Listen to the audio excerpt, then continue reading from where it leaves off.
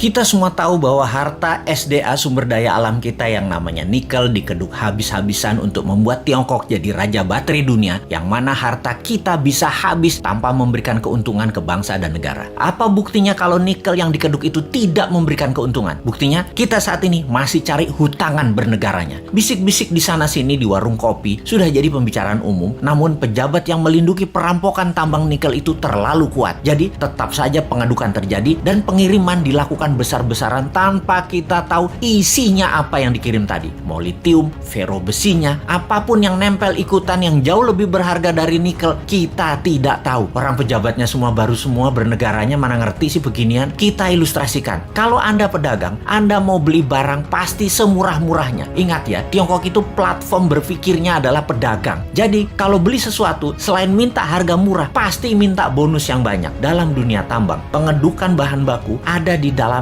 masih all in. Semuanya masih ada. Mulai dari barang berharga, katakanlah nikel, ada juga impuritiesnya atau barang yang tidak pure atau barang yang tidak murni atau barang yang tidak diperlukan seperti tanah dan lain sebagainya, masih tercampur. Lalu dibersihkan, macam-macam cara pembersihannya. Ada di leaching, diproses, tujuannya untuk membuang barang yang tidak dibutuhkan. Katakanlah 75% terbuang, tinggallah 25%. Kalau dibawa 100% ke Tiongkok, yang 75% tadi adalah taiknya tambang yang nggak diperlukan. Taiknya mah tinggal di Indonesia aja. Makanya sekali lagi, taiknya dibuang di Indonesia aja. Kalau tadi dari 1 ton produksi tambang nikel ada 2% kandungannya. Setelah diproses tinggal 25%, nikelnya tetap 2%, tapi bukan dari 1 ton, dari 250 kilo. Nah, dalam 250 kilo ini ada fero juga, ada litium juga, ada macam-macam yang dibayar yang paling murah. Yang dibayar apanya? Nikelnya doang. Feronikel, nikel laterit, dan banyak lagi unsur logam dan mineral yang sudah disarikan tidak dibayar oleh Tiongkok. Kita asli bernegara nih bodoh memang. Dan penjajah perampok itu dikasih karpet merah lagi, dilindungi, dan tidak ada yang sadar. Kalau ada yang sadar, maka segerombolan buzzer pecinta cuan anti NKRI mulai memecah belah bangsa dan mencari sisi positif yang kecil dibesar-besarkan dari sisi bosnya, tapi mencari sisi buruk, pengkritisi tanpa solusi, dan diputer-puter beritanya agar rakyat tahu pengkritisi itu dosa. Apa yang terjadi kalau hal ini didiamkan dalam jangka pendek? Bukan dalam jangka panjang ya, pendek ya. Negara kita akan miskin, pejabatnya makin kaya, rakyat nambah lapar. Kita hanya mengingatkan arahnya nantinya. Sebagai contoh sejarah kebodohan penguasa atas kelolaan sumber daya alam, kita mau kasih ilustrasi. Ada 3 negara yang akan kita pakai jadi contoh kali ini, yaitu Nauru, Venezuela, Zimbabwe. Fosfat, oil business, berliannya Zimbabwe. Nauru di tahun 1980-an, negara dengan 7.000 populasi adalah negara yang sangat kaya, bahkan negara terkaya di dunia. Nauru adalah salah satu negara di selatan Pasifik. Nauru menghasilkan fosfat, bahan baku untuk pupuk. Saking kayanya, semua warganya digratiskan untuk melakukan apapun, sampai keluar negeri dibayarin pemerintah, diongkosi. Dan ada joke di sana, dolar itu hanya toilet papers. Dan ini bukan kiasan, dipakai beneran untuk ngelap pantat beneran. Lalu hasil alamnya ternyata habis 20 tahun kemudian. Dan Nauru saat ini menjadi sangat miskin ya.